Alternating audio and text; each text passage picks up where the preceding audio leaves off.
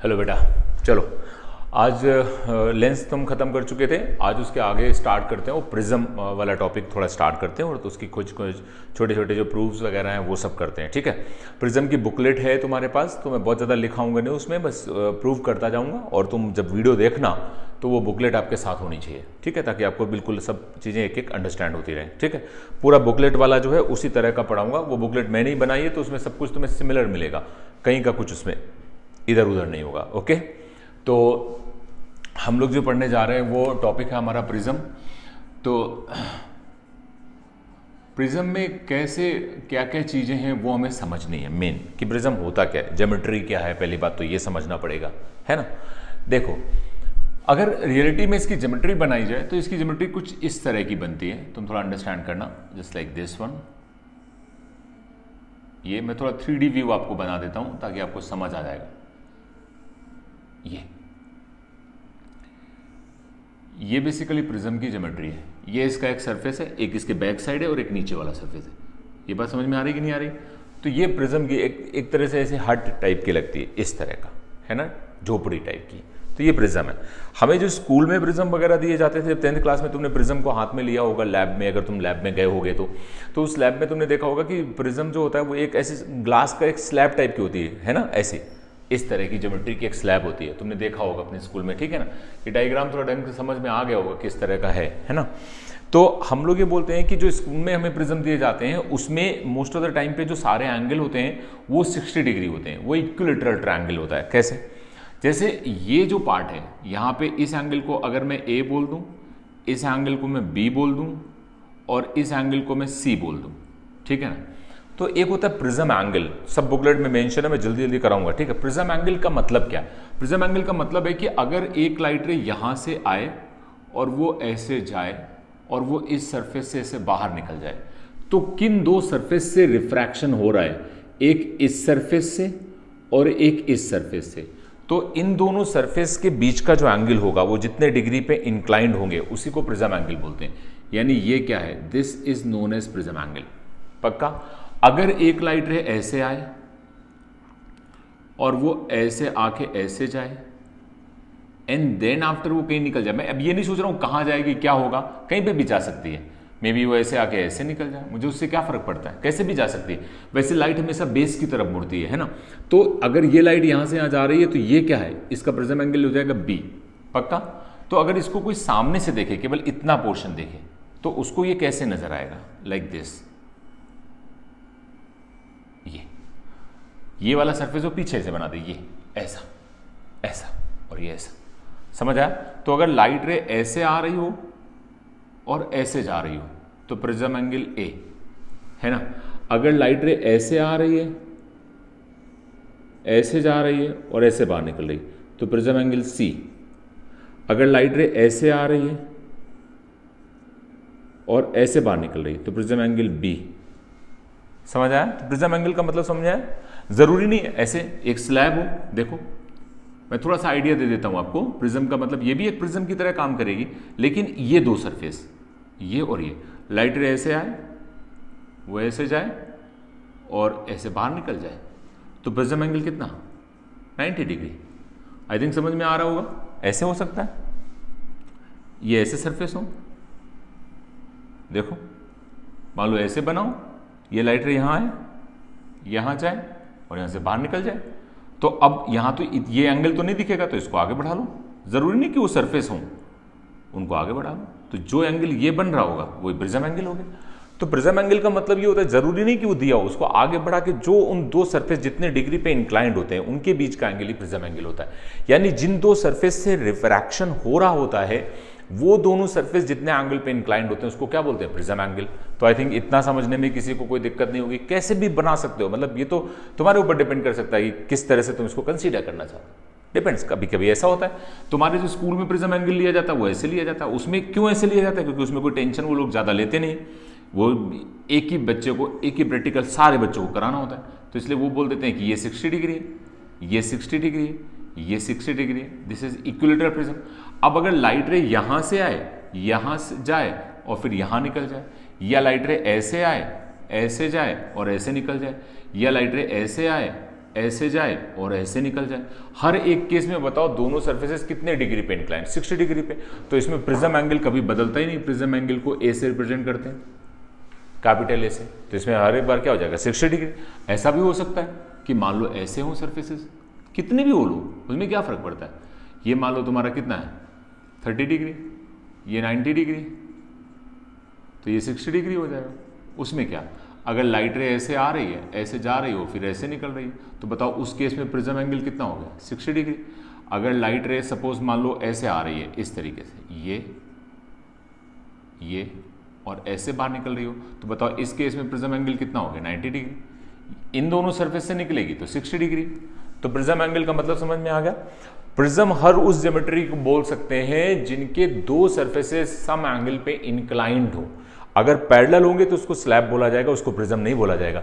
यानी अगर इसके और इसके बीच में रिफ्रैक्शन हो रहा है तो ये इसमें थोड़ी ना प्रिज्म एंगल, जीरो हो गया भाई, लेना ही नहीं उसको। समझ आ रहा है कि नहीं आ रहा है। तो प्रिज्म एंगल का मतलब तुम्हें समझ में आना चाहिए किस तरह का होता है। रियल ज्योमेट्री ऐसी होती है, और भी तरह की हो सकती है, बट ध्यान रखना ऐसा भी तो हो सकता है, बट इन दो सरफेस से रिफ्रैक्शन, ऐसा समझ में आ गया होगा। प्रिज्म एंगल की कहानी समझ में आई।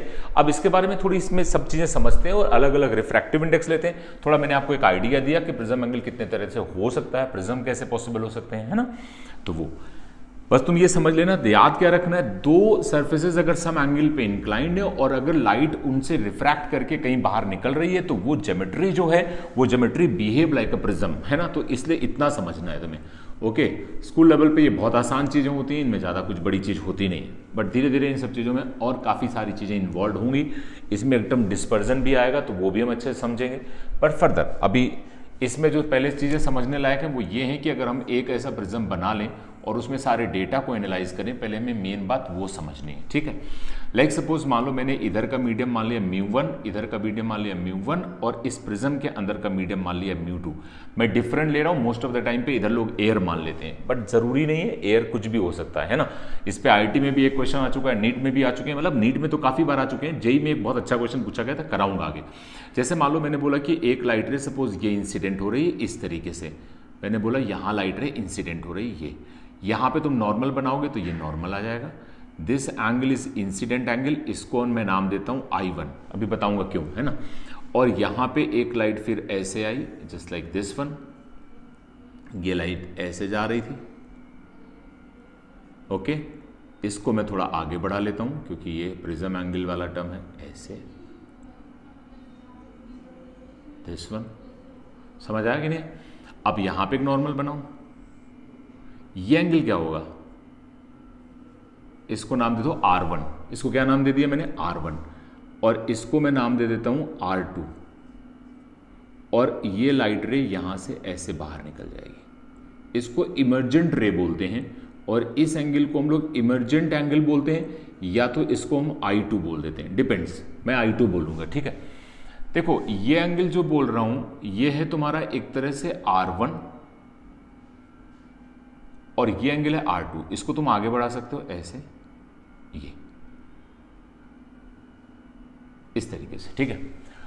एक कंडीशन तुम्हें लेनी पड़ेगी, वो मानना पड़ेगा कि μ2 इज ग्रेटर देन μ1 है। ये फिलहाल अभी मैं मान के चल रहा हूं और ये आपको गिवन है, ठीक है।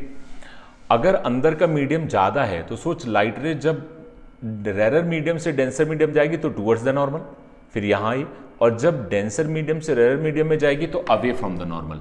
तो रियलिटी में इसको ऐसे जाना चाहिए था, बट वो यहां चली गई है, इसका मतलब अवे फ्रॉम द नॉर्मल है। कोई इसमें डाउट तो नहीं है। और ये इसका प्रिज्म एंगल हो गया, this is equal to A। I think इतना तो मैं समझ में आ गया होगा पक्का। ये दोनों नॉर्मल हैं, इन नॉर्मल जहां पे हैं ये नॉर्मल है और ये नॉर्मल है। ये जहां पे इंसिडेंट हो रहे हैं इस एंगल को मैं नाम दे देता हूं P, इस एंगल को मैं क्या बोल देता हूं P, पक्का। तो सोचो ये एक ट्रायंगल बन रहा है ये, और इस ट्रायंगल में अगर ध्यान से देखो तो R1 plus R2 is equal to P। ये बात समझ में आ गई कि नहीं आ गई? अच्छा, तो मुझे एक चीज सोच समझ के बताओ, बहुत ढंग समझना, ये नॉर्मल है कि नहीं है? तो सोच ये एंगल कितना होगा, 90। अरे नॉर्मल है इस सरफेस पे तो ये 90 हुआ, देख ये भी 90 होगा, ये टोटल एंगल कितना हुआ 90। ये नॉर्मल है तो ये 90 ही तो हुआ। अब ये 90 ये 90, इस पूरे बड़े वाले से इसमें देखो ये और ये, अगर ये दो एंगल 90 हो गए तो बचा हुआ दोनों एंगल का सम 180 के बराबर हो जाएगा, क्योंकि 90 90 80 और इनका बचा हुआ सम किसके बराबर होना चाहिए 80 के, तभी तो टोटल मिला के 360 होगा। तो हम ये कह सकते हैं कि P एंगल और प्लस A एंगल ये 180 के बराबर होगा। ये P, एक मिनट, ये हमने थोड़ा गड़बड़ किया था, तुम्हें समझ आया था ना, R1 plus R2 plus P। यार ये तो बच्चों जैसा खेल है ना, इसमें कुछ बड़ी चीज़ नहीं है। अब ये तीनों एंगल का सम 180 के बराबर होना चाहिए, वो P गलती से लिख दिया था, समझ में आ गया कि नहीं आ गया, कोई डाउट तो नहीं है। तो दैट मीन्स ये हम ऐसे लिख सकते हैं, ओके, और ये एंगल लिख सकते हैं। तो अब जरा तुम देखो, यहाँ से इन दोनों को इक्वेट कर सकते हो, तो यहाँ से P और P कैंसिल आउट हो जाएगा, तो R1 plus R2 is equal to A। It's very important formula जो बहुत काम आएगा, तो अच्छे से याद रखना। ये है इमर्जेंट एंगल लेंस के अंदर, ये है इस सरफेस के लिए इंसिडेंट है ना, और इसके लिए ये क्या हो गया इमर्जेंट, जो मैं I2 बोल रहा हूं, ठीक। अब जरा ढंग से देखो, अगर इस रे को मैं आगे ले जाऊं और इस रे को मैं पीछे ले जाऊं, ढंग समझना, तो मुझे बताओ ये रे जाना यहां चाहती थी, चली गई यहां, तो ये क्या हुआ, एंगल ऑफ डेविएशन। ये सब पढ़ चुके हैं हम लोग, एंगल ऑफ डेविएशन। तो मुझे बताओ ये एंगल कितना होगा, ये अगर मुझे कैलकुलेट करना है तो थोड़ा दिमाग लगाते हैं। तो मुझे बताओ ये टोटल कितना है, ये देख, अगर ये आई है तो ये भी आई होगा, ये नॉर्मल, ये रे सीधी जा रही है, तो जितना एंगल ये होगा उतना ये होगा, तो इतना कितना होगा, ये इतना, ये होगा I1 माइनस R1। और समझना, देख यहां से ये एंगल कितना है I2, अगर ये I2 है इतना, तो ये भी I2 होगा, क्योंकि यही रे तो पीछे जा रही है और ये नॉर्मल के साथ, तो ये अगर I2 है तो इतना कितना होगा, अगर मैं I2 में से R2 घटा दूं तो ये मिल जाएगा कि नहीं मिल जाएगा, ढंग से देखना, तो I2 माइनस R2। अब जरा सोच के देखना, ढंग से प्लीज अंडरस्टैंड करना, थोड़ा डायग्राम बहुत टफ हो गया बट समझना। ये ट्रायंगल देखो जो मैं बना रहा हूं, ये इसमें ये एंगल और ये एंगल का सम एक्सटीरियर एंगल के बराबर होता है, ये मैं पहले भी पढ़ा चुका हूं। इसका मतलब ये हुआ कि I1 minus R1 plus I2 minus R2, दो इंटीरियर एंगल का सम एक्सटीरियर के बराबर होगा। This is delta, angle of deviation. तो आप मुझे बताओ, डेविएशन इज इक्वल टू हो गया I1 plus I2 minus of R1 plus R2। इसका मतलब डेल्टा इज इक्वल टू हो गया I1 plus I2 minus A। Is equally important formula जो आगे काम आएगा जब हम वो चीजें सब डील करेंगे। आई थिंक इसमें ये दो चीजें तुम्हें समझने में कोई दिक्कत नहीं होनी चाहिए। पहली बात तो ये थोड़ा डायग्राम मैंने थोड़ा रफ सब बनाया हुआ है, बट तुम्हें ये सब तुम्हारे बुकलेट में भी बना हुआ है, उसमें कोई दिक्कत नहीं है। तो आपको बस थोड़ा बुकलेट में समझना होगा, एक एक चीज उसमें लिखी हुई है, ठीक है। ये बेसिक इंफॉर्मेशन है प्रिज्म की। अब इसमें कंडीशंस बनेंगी, पहले हम कंडीशंस बनाएंगे इमर्जेंस रे पे और फिर हम डेविएशन पे बनाएंगे।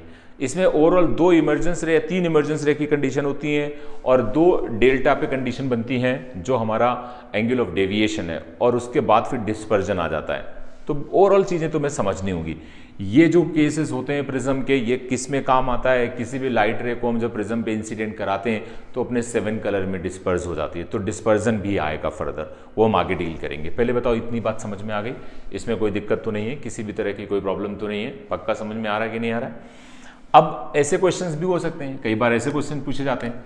देखो क्वेश्चन ऐसा हो सकता है कि आपसे ये कहा जाए कि मान लो इस तरह का कोई केस दिया जाए, ये मतलब ये छोटी छोटी चीजें, इसमें क्या है, ये ऐसे, ये कोई बड़ा क्वेश्चन नहीं है, ये सिल्वर कर दिया गया ऐसे, है ना, और आपसे बोला गया एक रे इंसिडेंट हो रही है ऐसे, ये एंगल थीटा, लाइट रे कुछ ऐसे आती है, ये एंगल 90, अपने पाथ को रिट्रेस करके वापस आएगी, ऐसे जा रही है, ठीक है। ये 90 तो आपको पहले से पता है। ये मान लो मैं तुमसे कह दूं कितना है 30 डिग्री, तो ये कितना हो जाएगा 60 डिग्री। इसका म्यू निकालना है, मान लो म्यू इसका क्वेश्चन है ना, तो ये बार एयर है ना। तो सोचो ये अगर 60 डिग्री हुआ, 90 हुआ, तो ये 30 हुआ, तो ये कितना हुआ 60। अंडरस्टैंड हुआ कि नहीं हुआ। और ये थीटा, थीटा तुम्हें गिवन होगा कितने एंगल पे इंसिडेंट हो रही है, या म्यू दिया जाएगा तो थीटा निकालोगे। बोलो अच्छा बताओ, ग्लास का अगर म्यू दे दिया जाए, चलो म्यू दे दिया 3/2, तो थीटा निकालना होगा कि नहीं। तो 1 sin theta is equal to 3/2 into sine of 60 degree. तो sine theta is equal to 3/2 into sine 60 कितना, √3/2, यानी 3√3/4, 3√3/4, खत्म, आंसर आ गया। बोलो ये बात समझ आ रही कि नहीं आ रही। तो डिपेंड करेगा कि हम क्या लेने। ये साइन थीटा आ गया तो थीटा निकाल लो, उसमें क्या फर्क पड़ता है। अगर थीटा वाकई में, थीटा किससे छोटा आना चाहिए, मतलब साइन थीटा किससे छोटा आना चाहिए। थीटा कब एग्जिस्ट करता है, जब साइन थीटा 1 से छोटा हो। तो इसको कैलकुलेट करके देख लेना, अगर आंसर आ जाए तो सही बात, कोई डाउट तो नहीं इसमें। आगे बढ़ते हैं, क्योंकि साइन थीटा की वैल्यू 1 से बड़ी कभी नहीं हो सकती है, ये बात अपने दिमाग में रखना अगर कोई क्वेश्चन तुम डील कर रहे हो, है ना। तो हमें बेसिक इंफॉर्मेशन प्रिज्म की मिल गई। एक एंगल अगर प्रिज्म एंगल दिया होगा, अभी म्यू वगैरह में सब कुछ ऐसे मान के चल रहा हूं, बाकी म्यू वगैरह भी अभी सब कुछ आएंगे, किस तरह से उनको डिफाइन करना है, कैसे लेके चलना है, वो सब अभी कैलकुलेशन में पार्ट आ जाएगा, पर तुम्हें समझना है ढंग से, है ना। अब मान लो मैं तुमसे ये बोलूं, पहले बताओ बेसिक इंफॉर्मेशन में लिख देता हूं। सबसे पहले जो लोगों को समझना है, ये प्रिज्म एंगल है।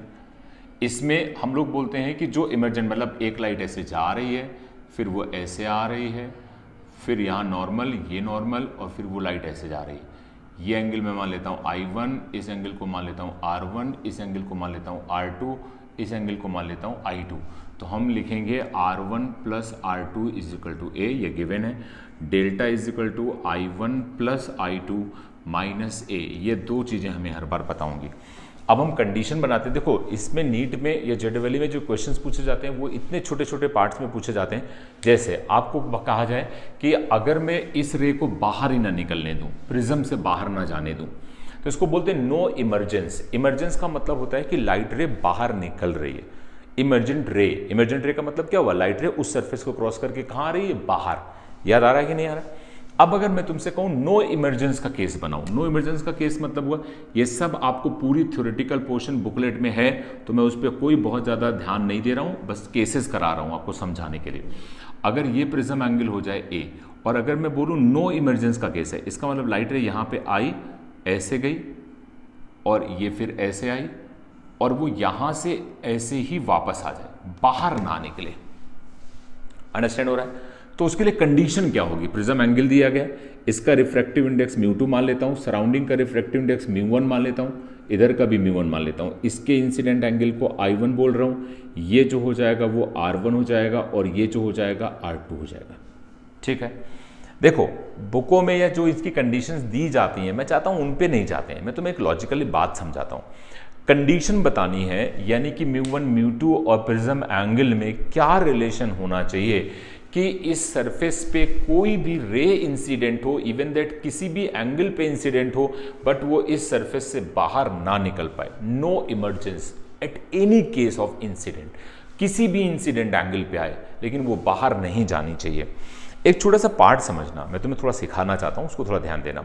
एक छोटा सा एग्जाम्पल लेते हैं, तुम ध्यान समझना ये चीज। जैसे मान लो कि तुम कहीं पे मान लो किसी सोसाइटी में हो, ठीक है, मान लो यहाँ रोड है, रोड के इस साइड एक लोगों का घर है, कोई फैमिली इधर रहती है, और रोड के इस साइड एक दूसरी फैमिली रहती है इधर। इस फैमिली में भी छोटा बच्चा, बड़ा बच्चा, बड़ा बच्चा, और फिर डैडी या पापा, है ना, ऐसे। इस घर में भी एक छोटा बच्चा, बड़ा बच्चा, और ऐसे इधर भी सब लोग रहते हैं, काफ़ी लोग हैं इधर भी और इधर भी। ठीक, बहुत प्रेम से रहते थे, बट फिर क्या हुआ, अचानक एक दिन लड़ाई हो गई। मेरा पॉइंट समझना जो मैं तुम्हें ले जाना चाहता हूं, क्योंकि ये स्टोरी इसलिए बता रहा हूं क्योंकि तभी तुम भूलोगे नहीं, लाइफ में कभी तुम भूलोगे नहीं। दोनों में भयानक लड़ाई हो गई किसी बात को लेके, एक दूसरे को मारने के लिए तैयार। और मान लो तुम रोड के किनारे खड़े हुए ये सब तमाशा देख रहे थे। इस घर से मान लो एक छोटा बच्चा, जो सबसे छोटा बच्चा था, सबसे छोटा, वो इस घर में गया और सबको पीट पाट के चला आया, थप्पड़ ये वो निकल आया। अब तुम्हारे दिमाग में क्या इमेजिन होगा कि इस घर का जो सबसे छोटा वाला बच्चा अगर इन सबको पीट पाट के चला आया, तो अगर उससे बड़े वाले जाते तो वो क्या करते। पॉइंट समझना, ये बात समझ आ रही है कि नहीं आ रही? मेरा पॉइंट ध्यान समझना, तभी तुम्हें मजा आएगी। अच्छा, अब मैं ये क्यों कह रहा हूं, इस स्टोरी को याद रखना अभी, है ना? तो बड़े वाले भी तो सब कुछ उड़ा ही देते ना।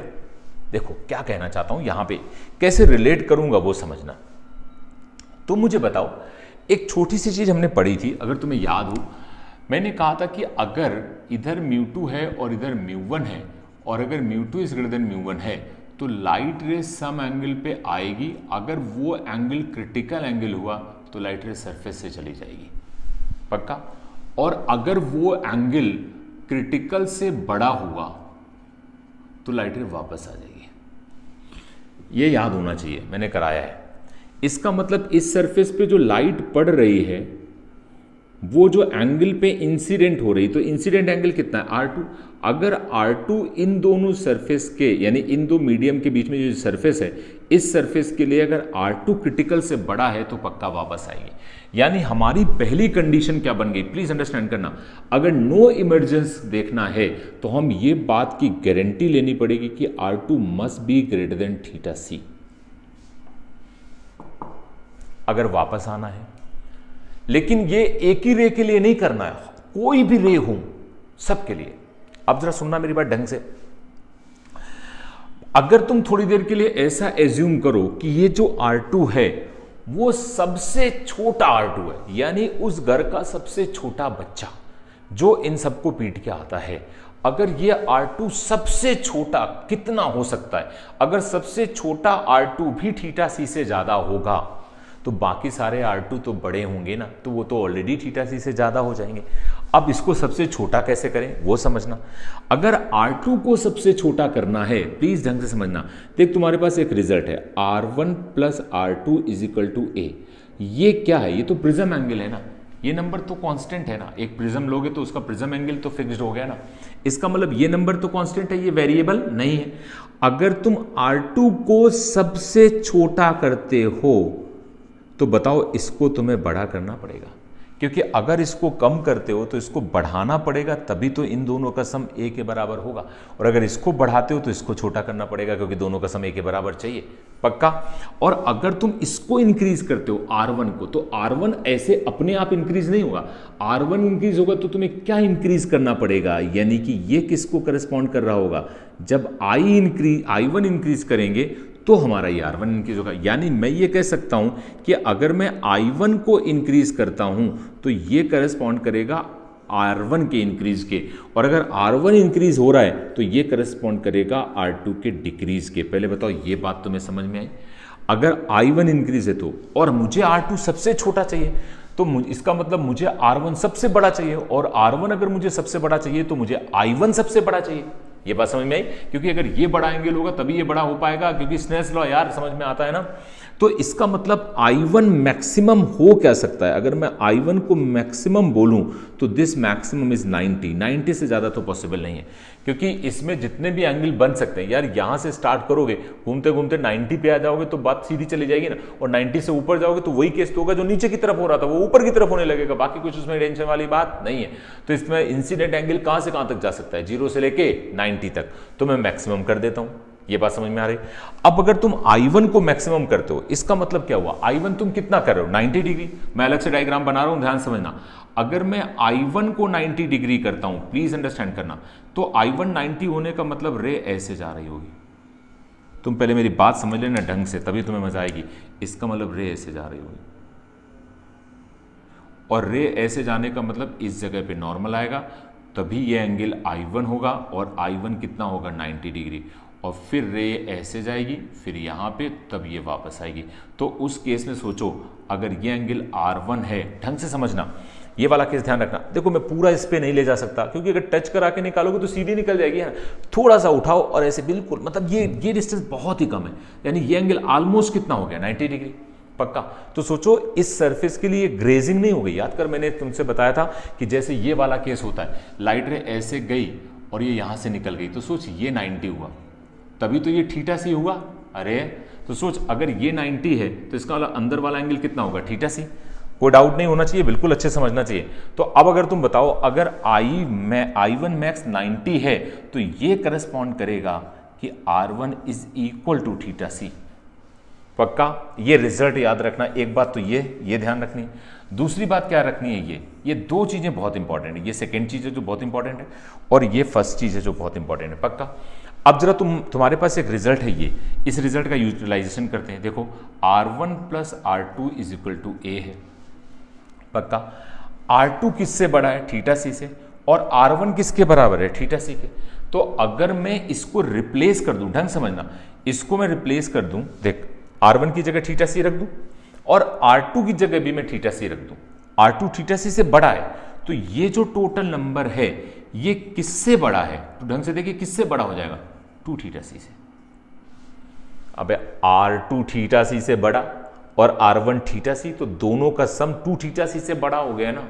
एक इंसान के पास 100 रुपए से ज्यादा है और एक इंसान के पास 100 रुपए, दोनों के रुपए जुड़ा लो तो कितना हो गया? दोनों को मिला दोगे तो दोनों के पास जो मिले हुए रुपए हुए वो 200 से तो ज्यादा होंगे, क्योंकि एक के पास तो 100 से ज्यादा थे ना। नालायको, समझ में आ रहा है कि नहीं आ रहा है? इसका मतलब ये हुआ कि ये नंबर किसके बराबर? ए के बराबर। अगर ये नंबर 2 थीटा सी से बड़ा है तो इसका मतलब ए भी 2 थीटा सी से बड़ा होगा, तो ए is greater then 2 theta C. ये नंबर 2 थीटा सी से बड़ा है और ये नंबर बराबर किसके? ए के, तो ए भी तो 2 थीटा सी से बड़ा होगा। अंडरस्टैंड हुआ कि नहीं हुआ? तो जरा यहां से एक चीज देखो, तो a/2 is greater than theta C. दोनों तरफ साइन ले लो, तो sine of a/2 greater than sine of theta C. अब बता, इधर की तरफ मीडियम है μ2, इधर की तरफ μ1, इधर की तरफ μ1। बताओ μ2 sine theta C is equal to μ1 sine 90 होना चाहिए। इसमें कोई डाउट नहीं है, मैं पहले पढ़ा चुका हूं तो इसमें मैं कुछ बताऊंगा नहीं। तो sine theta C is equal to कितना हो गया? μ1 अपॉन μ2। वैल्यू रखो तो यहां कितना आ जाएगा? Sine of a/2 is greater और इक्वल टू μ1 अपॉन, इक्वल मत लगाओ, ग्रेटर देन। इसको इधर ले आओ, इसको नीचे ले आओ, तो यहां से क्या रिजल्ट आ जाएगा? μ2 is greater than μ1 upon sine of a/2। Final result ये है। और थोड़ा अच्छे से लिखना चाहते हो तो ऐसे कह सकते हो कि μ2 is greater than μ1 cosec a/2। यानी तुम एक बात समझना, एक रिजल्ट तो तुम्हें यह याद रखना है जो बहुत इंपॉर्टेंट है। अगर तुमसे कोई एक प्रिज्म दिया जाए और तुमसे ये कहे कि नो इमरजेंस का केस के लिए कैसा प्रिज्म बनाओ, तुमसे कहा जाए एक प्रिज्म बनाओ जिसपे कोई भी रे इंसिडेंट हो, किसी भी एंगल पे इंसिडेंट हो, वो बाहर ना निकल पाए, तो तुम क्या कहोगे? कि मैं ऐसा प्रिज्म बनाऊंगा जिसका ए ग्रेटर देन 2 थीटा सी के बराबर हो। अब 2 थीटा सी को जब सॉल्व करते हैं तो हम कहते हैं कि μ2 जो है प्रिज्म के अंदर वाला मटेरियल, अगर वो μ1 कॉसिक a/2 से ज्यादा हुआ तो कोई भी रे बाहर नहीं जाएगी। यही कंडीशन डायमंड के अंदर होती है, उसका म्यू काफी ज्यादा होता है, तभी वो चमकता रहता है। समझ आ रही? कोई रे एक बार इंटर कर गई तो वो बाहर निकल नहीं पाती। अंडरस्टैंड हो रहा है कि नहीं हो रहा है? वो सब खैर बात की बात है। तो नो इमरजेंस के लिए ये 2 कंडीशन तुम्हें याद रखनी। अगर ए में याद रखना तो ये, और इसमें याद रखना तो ये, कोई डाउट नहीं है किसी भी तरह का। ठीक है, किसी भी तरह की कोई प्रॉब्लम नहीं। नो इमरजेंस अभी मैं बता रहा हूँ, अभी ग्रेजिंग इमरजेंस भी समझाऊंगा, वो भी तुम्हें ध्यान देना होगा। तो ये पार्ट में कोई दिक्कत नहीं है, अच्छे से मैंने समझा दिया। बुकलेट में सब कुछ लिखा है, इसलिए मैंने केवल ओरल तुम्हें ऐसे समझाया। अच्छा नहीं, पूरा डिटेल में समझा दिया कि भाई क्या होना चाहिए। तो तुम्हें वो स्टोरी समझ में आ गई। एक छोटा बच्चा सबको मार देता है तो बड़े वाले सब मार देंगे। जो सबसे छोटा आर था, सबसे स्मॉल, अगर वही थीटा सी से ज़्यादा है तो बाकी सारे आर तो अपने आप ही आएंगे ना। और सबसे छोटा आर जो यहाँ मिल रहा होगा वो R1 की सबसे बड़ी वैल्यू के लिए मिल रहा होगा, यानी I1 की सबसे बड़ी वैल्यू, I1 की सबसे बड़ी वैल्यू कितनी हो सकती? 90। अब इसके बाद तो और कितनी वैल्यू होंगी, लेकिन उन सब के लिए भी रे कभी भी बाहर नहीं जा सकती, क्योंकि उनके लिए तो R2 ऑलरेडी बड़ा हो जाएगा। जब सबसे छोटा R2 थीटा सी से ज़्यादा है तो बाकी के जो बड़े बड़े बच्चे थे वो तो उन सबको मार ही सकते हैं ना, जब छोटा वाला सबको पीट के आ सकता है। अंडरस्टैंड हो रहा है कि नहीं हो रहा है? बिल्कुल क्लियर होना चाहिए। ओके बेटा, चलो आगे बढ़ते हैं। और बहुत छोटे छोटे पॉइंट्स होते हैं, इनको समझ लोगे तो मजा आएगी। अब मान लो मैं तुमसे बात करता हूं ग्रेजिंग इमरजेंस की। ग्रेजिंग क्या? ग्रेजिंग याद होगा, मैंने थोड़ा एक बार पढ़ाया था तुमको, याद है? ग्रेजिंग यानी सरफेस को टच करके रे जा रही हो, उसमें पूछा यह जाता है कि find out the incident angle when light रे इमर्ज ग्रेजिंग या ग्रेजिंग इमर्जेंस, है ना। तो ग्रेजिंग इमर्जेंस का मतलब क्या है वो समझो और उसको थोड़ा ध्यान देते हैं कि उसको डील कैसे किया जाए और समझा कैसे जाए। देखो, ग्रेजिंग इमर्जेंस का मतलब ये हुआ कि अगर कोई लाइट रे मतलब कोई प्रिज्म है इस तरह का, मैंने माना कि ऐसा प्रिज्म है, ओहो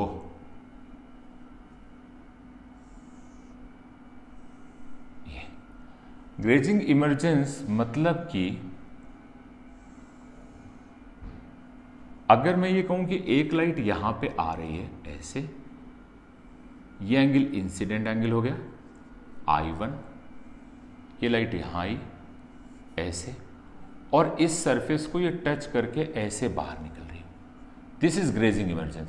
और अगर ये ग्रेजिंग इमर्जेंस हो रहा है तो ये बात तुम मान सकते हो कि ये 90 डिग्री होगा, पक्का। ये एंगल दिया गया है तो आपको पूछा यह जाता है कि लाइट रे ग्रेजिंग इमर्ज करे उसके लिए I1 की वैल्यू क्या होगी, पक्का। अब जरा तुम ढंग से देखो, R1 plus R2 is equal to A। R1 रहा ये जो मुझे पता नहीं है, कोई बात नहीं निकल आएगा। ये वैल्यू क्या है, दिस इज R2। तो तुम मुझे बताओ R2 is equal to theta से नहीं होगा क्योंकि ये ग्रेजिंग इमर्जेंस है, तो ये तो कौन सा एंगल होगा, क्रिटिकल। तो R2 is equal to theta C. अगर R2 थीटा सी है तो तुम मुझे बताओ R1 इज इक्वल टू होगा A माइनस थीटा सी या R2, तो इसको लिख सकते हो A माइनस थीटा सी। ये किसके बराबर है, R1। तो R1 निकल आया A माइनस थीटा सी, तो I1 निकल आएगा। इधर का मीडियम μ1 मान लो, इधर का मीडियम μ2 मान लो, इधर का मीडियम μ1 मान लो।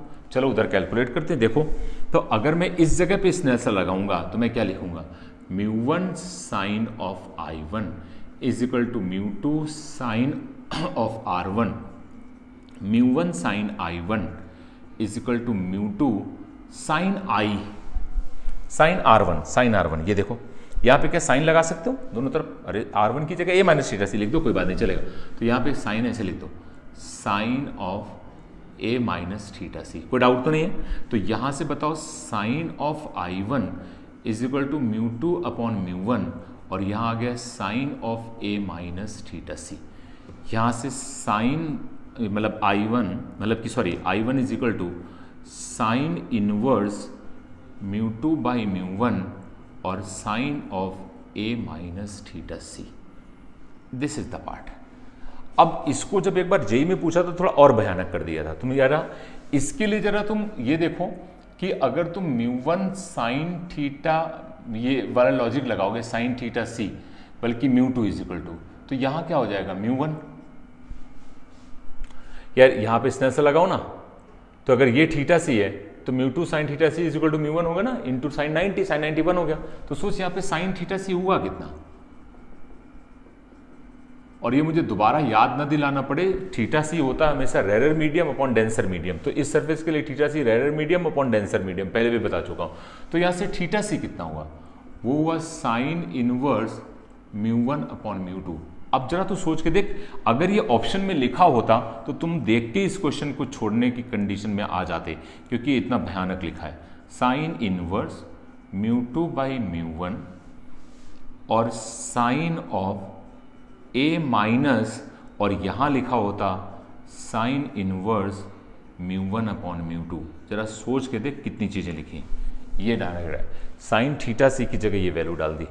अब देख बच्चों 4 ऑप्शन बनाने, तो पहला ऑप्शन मान लो ये देता, दूसरे ऑप्शन में ऊपर μ1 कर देता, यहाँ μ2 कर देता, यहाँ μ2 कर देता, यहाँ μ1 कर देता, है ना। बीच में एक बार प्लस लगा देता, एक माइनस लगा देता, 4 ऑप्शन बन जाते कि नहीं आ जाते। तो ये कौन सा आई है, ये वो आई है जिसपे एक प्रिज्म से लाइट रे क्या करती जाएगी, ग्रेज करती हुई जाएगी। यानी ये कौन सा होगा, ग्रेजिंग इमर्जेंस।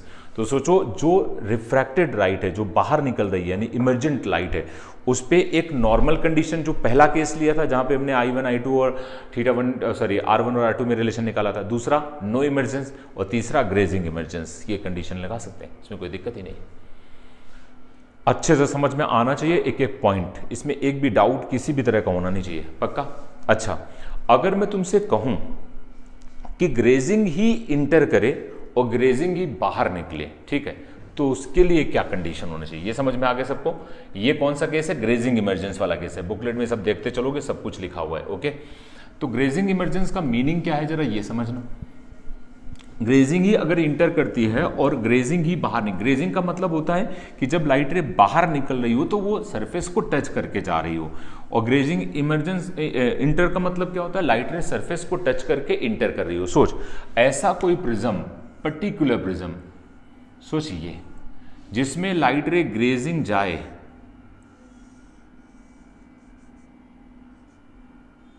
और ग्रेजिंग ही बाहर निकले, ऐसे गई थी और ऐसे बाहर निकली, तो ये एंगल कितना 90, ये कितना R1, ये एंगल कितना R2, ये कितना 90, ये कितना A। समझ आया कि नहीं आया? तो सोच, R1 is equal to theta C और R2 is equal to is also theta C, है ना। तो सोच R1 plus R2 is equal to क्या A, इसका मतलब 2 theta C is equal to what A। ये कंडीशन है। नो इमरजेंस के लिए देख, यहाँ पे 2 थीटा सी यानी A किससे बड़ा था, 2 थीटा सी से, यहाँ पे उसके 2 थीटा सी के बराबर है। यहाँ पे डेल्टा भी पूछा जा सकता है, डेल्टा बताओ कैसे निकालोगे, चाहो तो वैल्यू रख दो, डेल्टा इज इक्वल टू कितना 90 प्लस 90 माइनस A की वैल्यू क्या ये, तो डेल्टा इज इक्वल टू कितना 180 माइनस A। और ये ऐसे भी समझ सकते हो, ये रे अगर सीधी जाती तो ऐसे जाती है ना, लेकिन अगर ये ऐसे जा रही है तो सोच यही तो डेविएशन हुआ, तो ये टोटल कितना हुआ 180 में से ये हटा दो, यही तो आंसर है। चाहो तो ऐसे कर सकते हो, उसमें कोई दिक्कत वाली बात होती नहीं है, बहुत आसान कैलकुलेशन, बहुत आसान सी चीज़ें होती हैं, पर थोड़ा समझना होता है। पक्का, कोई डाउट तो नहीं है? ये है ग्रेजिंग इमरजेंस की बात जो हमने अभी तक की। और ये इस कंडीशन के लिए जब ग्रेजिंग इंटर कर रही हो, ग्रेजिंग ही बाहर निकल रही हो, उसके लिए खास तरह का प्रिज्म चाहिए होता है। खास तरह का प्रिज्म मतलब जिसके लिए ये कंडीशन होल्ड कर रही हो। अगर इस कंडीशन होल्ड कर रही है तो तुम अगर कोई रे ग्रेजिंग भेज रहे हो, इंटर करा रहे हो, तो वो सरफेस को टच करके निकलेगी, लेकिन ये कंडीशन होल्ड होनी चाहिए। अगर ये कंडीशन होल्ड नहीं हुई तो फिर नहीं हो सकता है। क्लियर हुआ कि नहीं हुआ, कोई डाउट तो नहीं है? तो ये एक पार्ट होता है इसका, ठीक है। अब आते हैं हम डेविएशन पे। डेल्टा,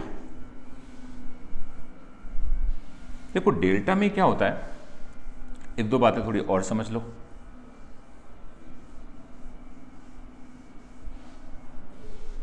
अगर मैं ये कहूं कि एक प्रिज्म में अगर एक लाइट रे ऐसे आ रही, ये यहां पे, ये यहां पे, और वो ऐसे जा रही है, तो हमारे लिए जो डेल्टा था वो ये था, याद आ रहा ना। और ये डेल्टा था कितना I1 I2 माइनस A, ठीक है ना। ए बताओ कांस्टेंट नंबर है, अगर मैं I1 को मैक्सिमम करूंगा तो हमारा कंट्रोल I2 पे नहीं होगा। हम I1 और I2 को दोनों को एक साथ मैक्सिमम या एक साथ मिनिमम नहीं कर सकते। हम बात कर रहे हैं बेसिकली डेल्टा मैक्स की। मुझे निकालना है कि किसी भी प्रिज्म में मैक्सिमम डेविएशन की कंडीशन क्या हो सकती है, मैक्सिमम डेविएशन हो कैसे सकता है, मिनिमम की भी कंडीशन आएगी। अभी हम किसकी बात कर रहे हैं, फॉर मैक्सिमम डेविएशन, कि एक प्रिज्म में मैक्सिमम डेविएशन कैसे पॉसिबल हो सकता है, वो चीज हम सोच रहे हैं। तो हमें इसको मैक्सिमम करना है, तो इसको मैक्सिमम करने के लिए ये इसके बराबर है। अगर इनमें से दोनों को मैं मैक्सिमम कर पाता तो मैं दोनों को मैक्सिमम कितना 90 रख देता, दोनों को मैक्सिमम क्या रख देता 90 180 माइनस ए तो फिक्स्ड ही है। पक्का, कोई डाउट तो नहीं है। लेकिन इसमें किसी एक में ही हमारा कंट्रोल है, यानी कि अगर मैं कोई प्रिज्म बनाऊं, प्लीज अंडरस्टैंड करना, अगर मैं कोई प्रिज्म बनाऊं, देखो, तो मैं ऐसा कह सकता हूं कि अगर मैं I1, यहां थोड़ा समझना, जो मैं करना चाह रहा हूं वो तुम ध्यान देना। मैं अगर तुमसे कहूं कि ये एक रे मैंने इंसिडेंट कराई, तो यहां पे जब तुम ये नॉर्मल बनाओगे तो ये एंगल 90 होगा ना, तो I1 क्या हो गया 90 डिग्री। अब 90 आया तो ये जो एंगल बनेगा वो तो R1 होगा और वो थीटा सी के बराबर होगा। उस पर मेरा कंट्रोल थोड़ी ना है। मैं कहूं नहीं तुम थीटा सी से भी बड़ा बना लो, ये पॉसिबल थोड़ी ना है। अगर ग्रेजिंग ला रहे हैं तो R1 तो थीटा सी ही होगा ना, उसमें क्या दिक्कत है। अच्छा, अब जब यहां पे नॉर्मल बना रहे हैं तो सोचो ऐसे रे बाहर निकल रही होगी कि नहीं निकल रही होगी, तो बताओ R2 भी तो अपने आप ही बनेगा, मुझे उसमें कुछ बनाने देना है। तो उसके लिए करस्पॉन्डिंग I1 जो I2 होगा वो उसको करस्पॉन्ड करेगा, इसमें मैं कुछ कर ही नहीं सकता। अगर मैं I1 को 90 कर रहा हूं तो मेरा कंट्रोल R1 पे नहीं है, R2 पे नहीं है और I2 पे नहीं है। वो अपने आप अकॉर्डिंग टू कंडीशन जो गिवन है उसके अकॉर्डिंग वो सब बनेंगे। ये बात समझ में आती कि नहीं आती? अच्छा, अगर मैं I2 को 90 कर दूं तो फिर उसके लिए पर्टिकुलर R2 होगा, पर्टिकुलर I1 होगा और पर्टिकुलर I1 होगा या R1 होगा। ये बात समझ आ रही कि नहीं आ रही? तो फिलहाल अभी मैं डेल्टा मैक्स के लिए एक नंबर को मैक्सिमम करता हूं I1 को, क्योंकि मुझे यही मैक्सिमम चाहिए, ये जो आएगा वो कंडीशन में अपने आप लेंगे। लेकिन अगर मैं इसको अगर निकालने के लिए, ये बात 100% है कि I1 को हमें क्या करना पड़ेगा, मैक्सिमम, और अगर ये मैक्सिमम हो गया तो R1 हो जाएगा थीटा से, और अगर R1 थीटा सी है तो R2 हो जाएगा A माइनस थीटा से, और अगर ये हो गया तो मैं कहूँगा μ2 sine of R2 is equal to μ1 sine of I2। तो बताओ sine of I2 is equal to μ2 by, इसको नीचे ले आओ ना, μ2 बाई μ1 और साइन ऑफ R2। जरा देखो μ2 बाई μ1 और साइन ऑफ R2 की जगह हो जाएगा A माइनस थीटा सी, और यहाँ आ जाएगा साइन ऑफ I2। तो बताओ I2 इज इक्वल टू हो जाएगा साइन इनवर्स μ2 बाई μ1 और sine of A minus theta C. ये बात तुम्हें समझ आ रही होगी। और I2 is equal to sine inverse μ2 by μ1 sine of A minus, ये ध्यान रखना ये ब्रैकेट में माइनस, और यहाँ हो जाएगा साइन इनवर्स μ1 बाई μ2। ये तो वही रिजल्ट आ गया जो भी हमने थोड़ी देर पहले निकाला था, बिल्कुल आएगा, क्योंकि इसमें ये ग्रेजिंग इंटर कर रहा है तो तुमने I2 जो निकाला था, तो क्या फर्क पड़ता है? तुम बताओ, उसमें इसको ग्रेजिंग ले रहे थे, तो मैंने वही तो कहा है। अब अगर तू सोच के देख, ये इससे रिजल्ट आया कि नहीं आया? अब थोड़ी देर पहले पीछे वाले में जाओ, अगर मैं ये ना करता और अगर मैं कहता कि भाई हम I2 को मैक्सिमम करेंगे, किसको मैक्सिमम करेंगे? I2 को मैक्सिमम करेंगे, तो I2 मैक्सिमम के लिए रे को कहाँ से जाना पड़ता? यहाँ से। अगर रे यहाँ से जा रही होती, टच करके जा रही होती, तो सोच ये एंगल कितना हो जाता? 90, और 90 क्या होता? I2, तो फिर R2 क्या हो जाता है? थीटा सी, और फिर R1 क्या हो जाता है? वो भी कैलकुलेट कर लेंगे, और ये एंगल क्या हो जाता? I1। अब जब तुम यहाँ से I1 निकालते तो क्या I1 यहाँ से वही आता? यस आता, अभी थोड़ी देर पहले तो किया है। तो बताओ, तुम I2 को मैक्सिमम करो या I1 को मैक्सिमम करो, क्या कभी कोई फर्क पड़ने वाला है? नहीं। अगर तुम I1 को मैक्सिमम करते हो तो I2 ये आएगा, और अगर तुम I2 को मैक्सिमम करते हो तो I1 भी यही आएगा, कोई डाउट नहीं। तो जरा सोच के देख, उस केस में डेल्टा मैक्स क्या हुआ? डेल्टा मैक्स हुआ I1 plus I2 minus A।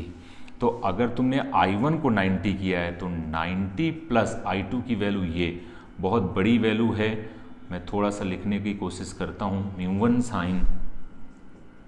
Sign of A minus sine inverse μ1 upon μ2,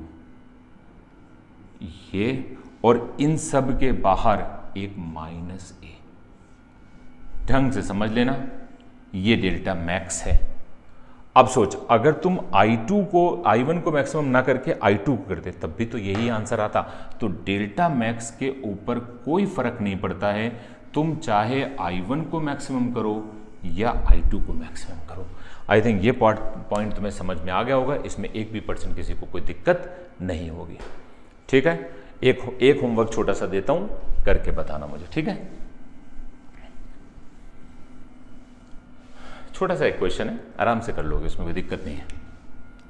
अगर मैं तुमसे कहूं कि सपोज ऐसे देखो, ये एक कंटेनर है, ठीक है, इसमें मैंने एक प्रिज्म लगा दिया,